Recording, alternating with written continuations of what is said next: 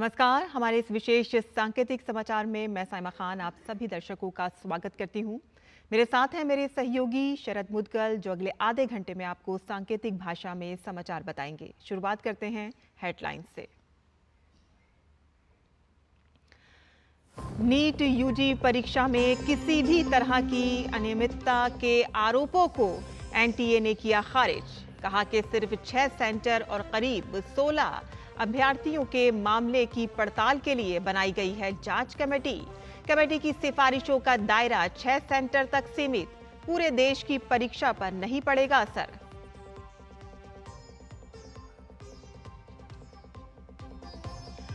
नौ जून को होने वाले शपथ ग्रहण समारोह की तैयारियां जारी। विदेशी मेहमानों के पहुंचने का सिलसिला जारी। शपथ समारोह में हिस्सा लेने के लिए दिल्ली पहुंची बांग्लादेश की प्रधानमंत्री शेख हसीना का एयरपोर्ट पर भव्य स्वागत। सेशल्स के उपराष्ट्रपति भी दिल्ली पहुंचे।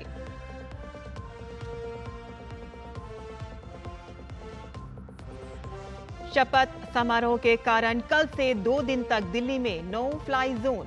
कई स्तर पर बढ़ाई गई सुरक्षा। राष्ट्रपति भवन की सुरक्षा के लिए अर्धसैनिक बल, एनएसजी कमांडो, ड्रोन और स्नाइपर तैनात।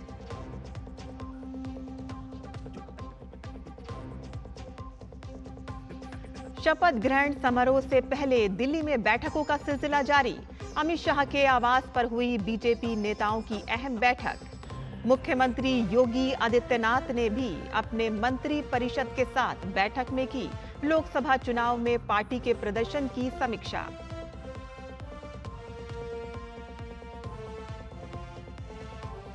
कांग्रेस कार्य समिति में चुनाव नतीजों पर मंथन। राहुल गांधी को विपक्ष का नेता बनाए जाने पर भी चर्चा।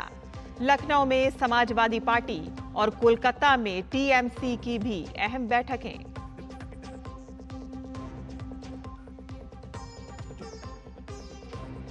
अनुच्छेद 370 हटने और केंद्र शासित प्रदेश बनने के बाद जम्मू कश्मीर को जल्द मिलेगी नई सरकार।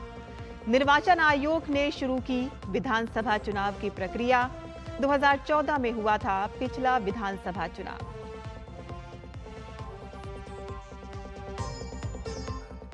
हैदराबाद में राजकीय सम्मान के साथ होगा रामोजी राव का अंतिम संस्कार। प्रधानमंत्री मोदी ने कहा कि भारतीय मीडिया में क्रांति लाने वाले दूरदर्शी व्यक्ति ने पत्रकारिता और फिल्म जगत पर छोड़ी अनमिट छाप।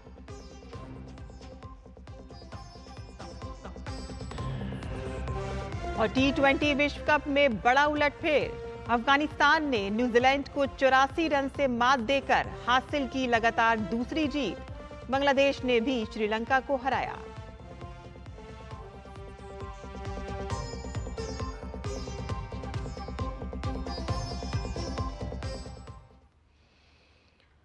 और अब समाचार विस्तार से। नीट 2024 की परीक्षा के मुद्दे पर डीजी एनटीए सुबोध कुमार सिंह ने प्रेस को संबोधित करते हुए छात्रों की तमाम शिकायतों का जवाब दिया।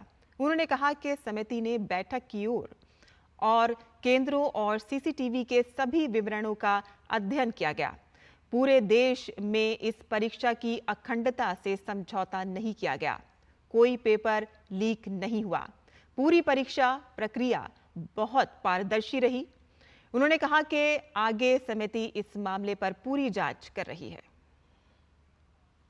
हम लोगों ने पूरा एक कमेटी बना के एक्सपर्ट का एनालाइज किया और उनके ग्रीवांसेस एड्रेस किए कि जिससे जो 23 लाख कैंडिडेट्स हैं उनका भी इशू ना हो और जो इतने कैंडिडेट्स हैं उनके भी इशू ना हो। हमने ग्रीवांस एड्रेसल कमेटी बनाई थी। उसने जो रिकमेंडेशंस दी थी उनको जो है एक हाई पावर्ड कमेटी एनालाइज कर ले। तो एक हमने कमेटी बनाई है। उस कमेटी के वो कमेटी इनको एक बार फिर से देख लेगी कि जो इनके ग्रीवांसेस थे 1600 कैंडिडेट्स के, उनके भी ग्रीवांसेस ना रहें और जो 23 लाख लोगों के मन में है कि काफ़ी सारे टॉपर्स आ गए, ये आ गए, तो इनके भी इशूज वो ना हों। और नीट के परिणामों की तारीख पर उठ रहे सवालों पर भी उन्होंने अपनी बात रखी। हमारा जो सिस्टम है, जो रिजल्ट प्रिपेयर हो जाता है तो वी अनाउंस इट। पहले भी एग्जाम में जैसे जेई में भी हमने जो डेट पहले एनटीए में कभी डेट नहीं होती थी कि किस डेट को करेंगे। इस साल से हमने ये किया कि एक अपने लिए एक आउटर टारगेट रखते हैं कि इस तारीख तक डिक्लेयर होगा, सो दैट एवरीबडी नोज कि they can plan after that whether the admission the colleges और व्हाटएवर।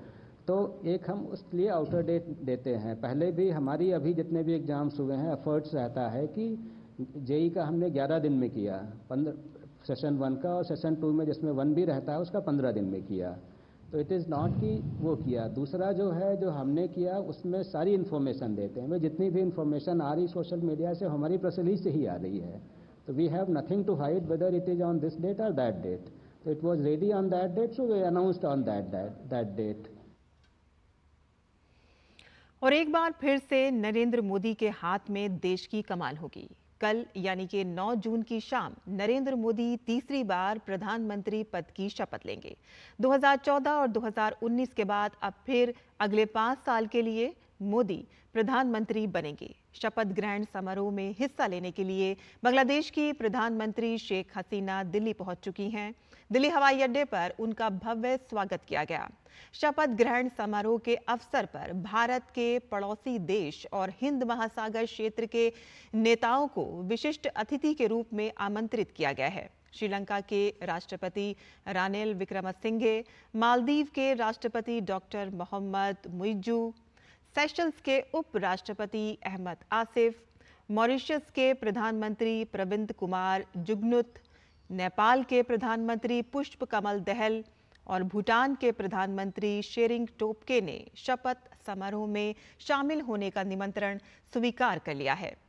समारोह में भाग लेने के अलावा ये नेता राष्ट्रपति द्रौपदी मुर्मू की ओर से आयोजित भोज में भी शामिल होंगे और लगातार तीसरे कार्यकाल के शपथ ग्रहण समारोह में भाग लेने के लिए नेताओं की ये यात्रा भारत द्वारा अपनी पड़ोसी पहले नीति और सागर विजन को दी गई सर्वोच्च प्राथमिकता को ध्यान में रखते हुए है। और खास बात यह है कि मोदी सरकार के शपथ ग्रहण समारोह में श्रमिकों और स्वच्छग्रहियों को भी विशेष तौर पर आमंत्रित किया जा रहा है। वहीं सेशल्स गणराज्य के उपराष्ट्रपति अहमद आसिफ प्रधानमंत्री के शपथ ग्रहण समारोह में भाग लेने के लिए नई दिल्ली पहुंचे। और बता दें कि मनोनीत पीएम मोदी 9 जून को लगातार तीसरी बार प्रधानमंत्री पद की शपथ लेंगे।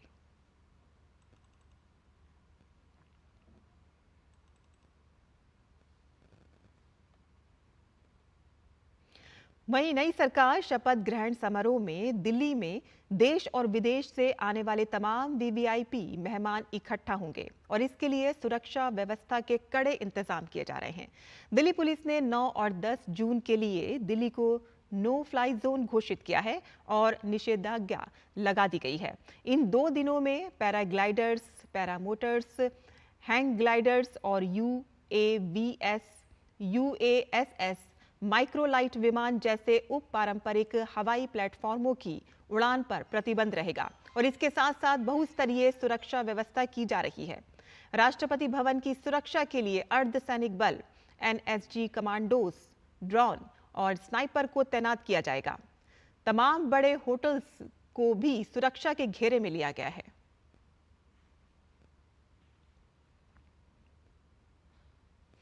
वहीं राष्ट्रपति भवन में चेंज ऑफ गार्ड समारोह नहीं होगा। 15 और 22 जून को भी ये समारोह नहीं होगा। राष्ट्रपति भवन के प्रांगण में प्रधानमंत्री और मंत्री परिषद के शपथ ग्रहण समारोह की तैयारियों और राष्ट्रपति द्वारा संसद के दोनों सदनों को संबोधित करने के कारण ये फैसला लिया गया है। राष्ट्रपति भवन की तरफ से जारी विज्ञप्ति में ये जानकारी दी गई है। दरअसल राष्ट्रपति भवन में प्रत्येक शनिवार को रस्मी गार्ड की अदला बदली का समारोह आयोजित किया जाता है। चेंज ऑफ गार्ड एक पुरानी सैन्य परंपरा है जिसमें राष्ट्रपति भवन के गार्ड समय समय पर बदले जाते हैं। और प्रधानमंत्री नरेंद्र मोदी ने टेस्ला के सीईओ एलॉन मस्क का आभार जताया है। अपने सोशल मीडिया प्लेटफॉर्म एक्स पर पोस्ट करके नरेंद्र मोदी ने कहा कि आपके अभिवादन की सराहना करता हूं। हमारे प्रतिभाशाली भारतीय युवा, हमारी डेमोग्राफी नीतियां और स्थिर लोकतांत्रिक राजनीति हमारे सभी पार्टनर्स के लिए कारोबारी माहौल प्रदान करना जारी रखेंगे। और इससे पहले टेस्ला के सीईओ एलन मस्क ने प्रधानमंत्री नरेंद्र मोदी को लोकसभा चुनाव में जीत पर बधाई दी है।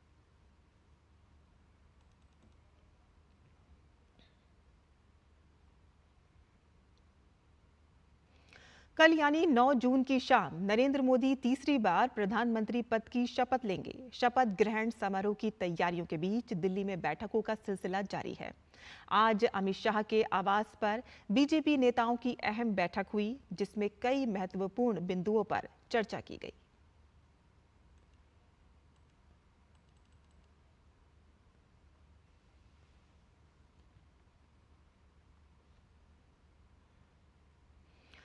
वहीं लोकसभा चुनाव के नतीजे आने के बाद कांग्रेस कार्यकारिणी समिति की बैठक चल रही है। पार्टी अध्यक्ष मल्लिकार्जुन खड़गे के नेतृत्व में रही बैठक में चुनावी नतीजों पर मंथन हो रहा है। कांग्रेस को इस चुनाव में 99 सीट पर जीत हासिल हुई है, जो पिछले लोकसभा चुनाव के नतीजों से बेहतर है। और इसके अलावा पार्टी के अंदर एक धड़ल्ले का मानना है कि राहुल गांधी को लोकसभा में पार्टी और विपक्ष के नेता का पद संभालना चाहिए। इस अहम विषय पर भी बैठक में मंथन होने की उम्मीद है।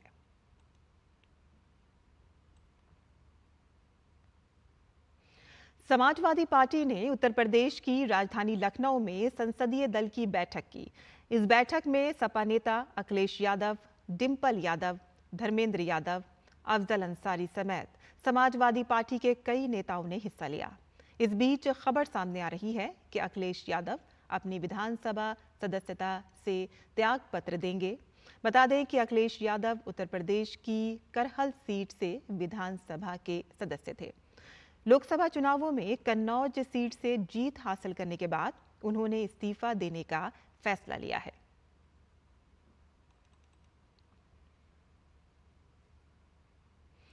तेलुगु देशम पार्टी के अध्यक्ष एन चंद्रबाबू नायडू 12 जून को विजयवाड़ा में आंध्र प्रदेश के मुख्यमंत्री पद की शपथ लेंगे। एन चंद्रबाबू नायडू अपने सलाहकारों द्वारा तय शुभ समय सुबह 11:27 पर शपथ लेंगे। शपथ ग्रहण समारोह विजयवाड़ा में गन्नावरम एयरपोर्ट के पास केसरपल्ली आईटी पार्क में आयोजित किया जाएगा। राज्यपाल एस अब्दुल नजीर उन्हें पद एवं गोपनीयता की शपथ दिलाएंगे। पीएम नरेंद्र मोदी, उनके मंत्रिमंडल के सहयोगी, विभिन्न राज्यों के मुख्यमंत्री, भाजपा और अन्य एनडीए सहयोगी दलों के नेता शपथ समारोह में हिस्सा लेंगे। हालांकि अभी यह स्पष्ट नहीं है कि एन चंद्रबाबू नायडू के साथ कुछ मंत्री भी शपथ लेंगे या नहीं। 74 वर्षीय नायडू चौथी बार मुख्यमंत्री पद की शपथ लेंगे और ये दूसरी बार होगा कि जब वे आंध्र प्रदेश राज्य के मुख्यमंत्री के रूप में शपथ लेंगे। वे 1995 से 2004 के बीच संयुक्त आंध्र प्रदेश के मुख्यमंत्री रह चुके हैं और राज्य के विभाजन के बाद 2014 से 2019 तक मुख्यमंत्री रहे। टीडीपी, जनसेना, बीजेपी गठबंधन ने 175 सदस्यीय विधानसभा में 164 सीटें जीतकर शानदार जीत दर्ज की है। और उड़ीसा राज्य में 24 साल बाद भाजपा ने नवीन पटनायक का किला ढाकर पूर्ण बहुमत के साथ सत्ता हासिल की है। विधानसभा की 78 और लोकसभा की 20 सीटें जीतकर भाजपा ने राज्य में बीजेडी को चारों खाने चित कर दिया। उड़ीसा में भाजपा की प्रचंड जीत और नई सरकार गठन के विषय पर हमारे संवाददाता ओपी यादव ने बात की उड़ीसा में भाजपा के प्रदेश अध्यक्ष मनमोहन सामल से। भारतीय जनता पार्टी के ओडिशा से प्रदेश अध्यक्ष मनमोहन सामल हमारे साथ मौजूद है। ये बात करते हैं सर, शानदार जीत, 21 में 20 सीटें और 78 सीटें 147 में, बेहतरीन उपलब्धि। 24 साल बाद एक बार फिर से भगवा लहरा रहा, क्या कहेंगे? जनता जनार्दन का आशीर्वाद में हुआ है। मैं पहले मोदी जी प्रधानमंत्री जिसका ऊपर भरोसा आम जनता ने किया और इस कारण हमारा सरकार यहाँ उड़ीसा में बनने जा रहा है। मुख्य मुद्दे क्या क्या थे और आपकी प्राथमिकताएं क्या क्या होगी? मुख्य मुद्दा पीने का पानी 75 ईयर्स इंडिपेंडेंट बाद पीने का स्वच्छ पानीय जल हमारा नहीं है। ये प्रायोरिटी नंबर 1 है। 10,000 करोड़ प्रधानमंत्री दिए, 3.5% खर्चा हुआ अभी तक। ये दुख की बात है। ये प्रायोरिटी नंबर 1 होगा। हमने किसान के लिए जो जो पैकेज रखे 100% इरीगेशन, इनके 31 इनको पेडी का रेट और प्रोसेसिंग यूनिट, एग्रोवेस्ट इंडस्ट्री और कोल्ड स्टोरेज, ये प्रायोरिटी, किसान को सम्मान देना और हमारा युवा के लिए गवर्नमेंट नौकरी जहाँ वैकेंसी है इनको फिलअप करना, हायर एजुकेशन सिस्टम को इम्प्रूव करना, डेवलप करना, ये सब करने के लिए हमने सब कर रहे हैं। तो भारतीय जनता पार्टी के उड़ीसा से प्रदेश अध्यक्ष मनमोहन सामल, जिनका मानना है कि विकास के मुद्दे को लेकर इन्होंने न केवल चुनाव प्रचार किया बल्कि उसी को लेकर ये रोड मैप बनाकर राज्य को विकास के नए रास्ते पर लेकर संस्थागत विकास के साथ साथ बुनियादी सुविधाएं देकर उड़ीसा का स्वाभिमान, सम्मान और गौरव फिर से लौटाने का काम करेंगे। मेरे सगी कैमरामैन जगमोहन प्रधान के साथ मोपी यादव, डीडी न्यूज, भुवनेश्वर। और उड़ीसा में बीजेडी अध्यक्ष नवीन पटनायक के मुख्यमंत्री पद से इस्तीफा देने के बाद से एक और बहस शुरू हो गई है कि पार्टी में आगे उनकी विरासत कौन संभालेगा। अब उनकी विरासत संभालने वाले नामों पर चर्चा भी तेज हो गई है। इन नामों में वीके पांडियन का नाम भी शामिल है। हालांकि नवीन पटनायक ने कहा है कि वीके पांडियन उनके उत्तराधिकारी नहीं हैं। उन्होंने कहा कि उड़ीसा के लोग ही उनके उत्तराधिकारी का फैसला करेंगे। Mr. Pandian joined the party, has not held any post. As you know, he didn't fight in this elections from any constituency. And I've always clearly said that when they asked me about my successor, I've said clearly that it is not Mr. Pandian. And I repeat it again, that the people of Odisha will decide my successor. और प्रधानमंत्री नरेंद्र मोदी की 9 जून को होने वाले शपथ ग्रहण समारोह में शामिल होने सिक्किम के गवर्नर लक्ष्मण प्रसाद आचार्य दिल्ली पहुंच गए हैं। दिल्ली पहुंचने के बाद उन्होंने मीडिया से बात करते हुए कहा कि मैं बहुत प्रसन्न हूं कि मुझे शपथ ग्रहण समारोह में सम्मिलित होने का सौभाग्य मिला है।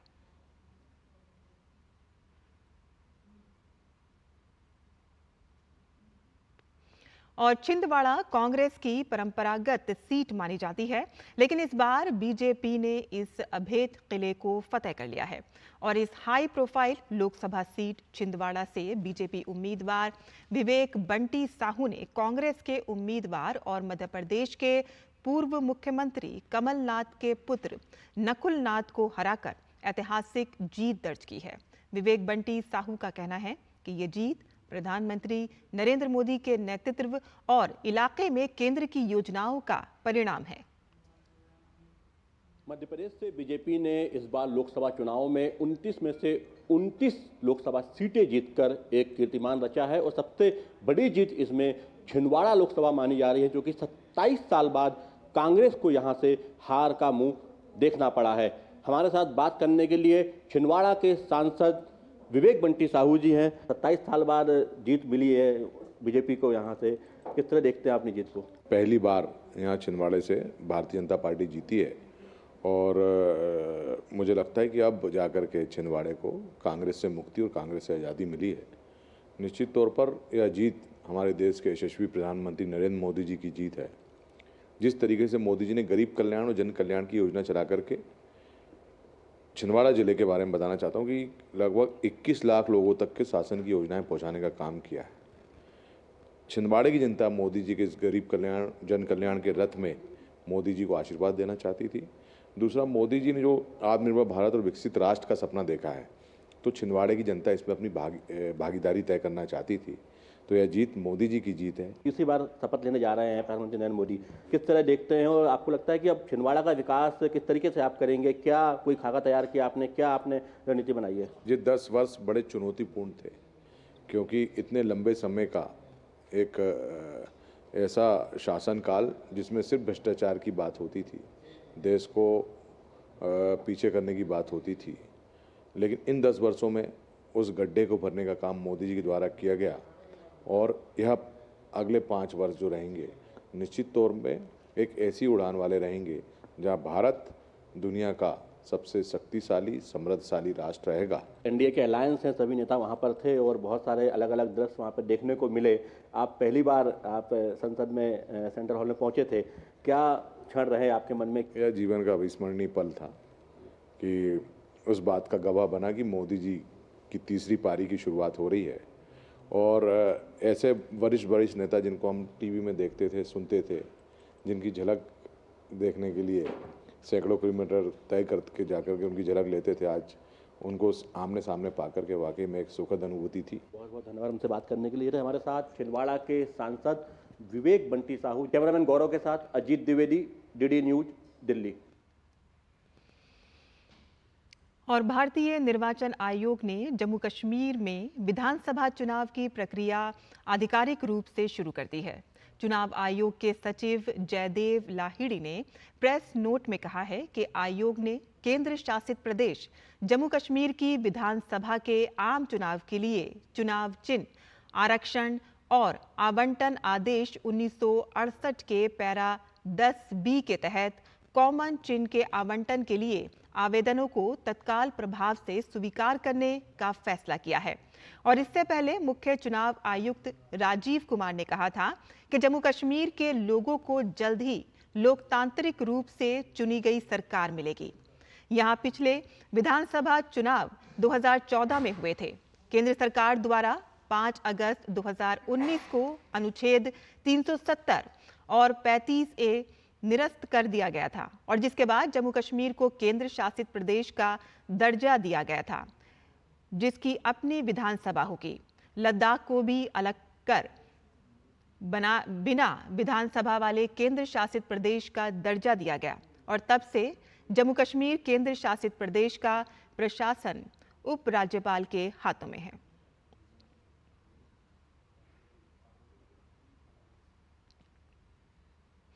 और छत्तीसगढ़ में चुनाव परिणामों के आते ही एक बार फिर से ईडी की टीम एक्शन मोड में आ गई है।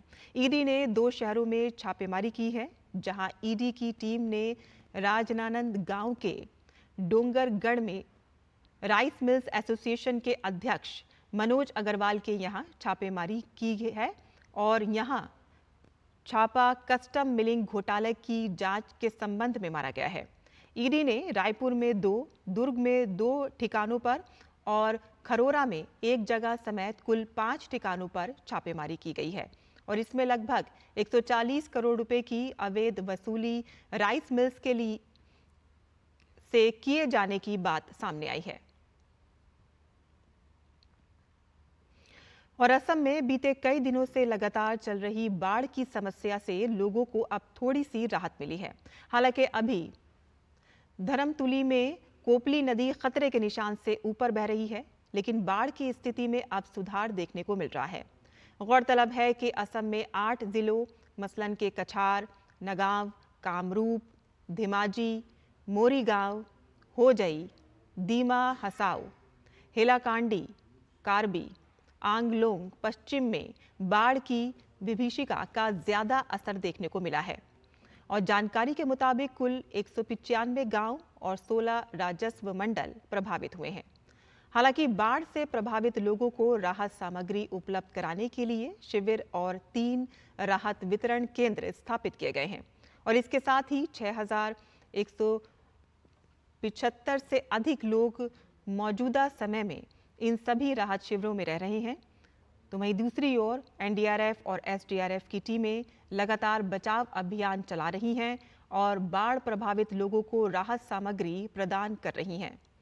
मौसम विभाग के मुताबिक बंगाल की खाड़ी से आने वाली तेज दक्षिण पश्चिमी और दक्षिणी हवाओं से अरुणाचल प्रदेश, असम, मेघालय, नागालैंड, मणिपुर में गरज बिजली और तेज हवाओं के साथ 30 से 40 किलोमीटर प्रति घंटे के साथ व्यापक रूप से हल्की से मध्यम वर्षा होने की संभावना है।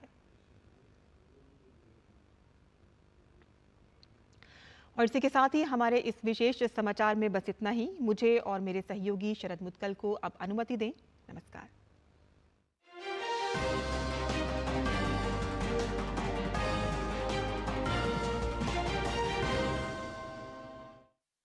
वृक्षा सत्पुरुषा इव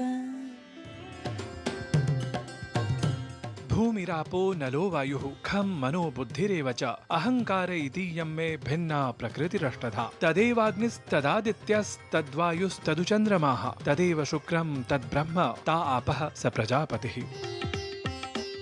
यजुर्वेद के कितने ही मंत्र हैं जिनमें वनस्पतियां कैसे पोषित, पल्लवित और विकसित होकर आयुर्वेद के रूप में मिलता है और ऋषियों का संपूर्ण ध्यान वृक्षों के साथ चला जाता है।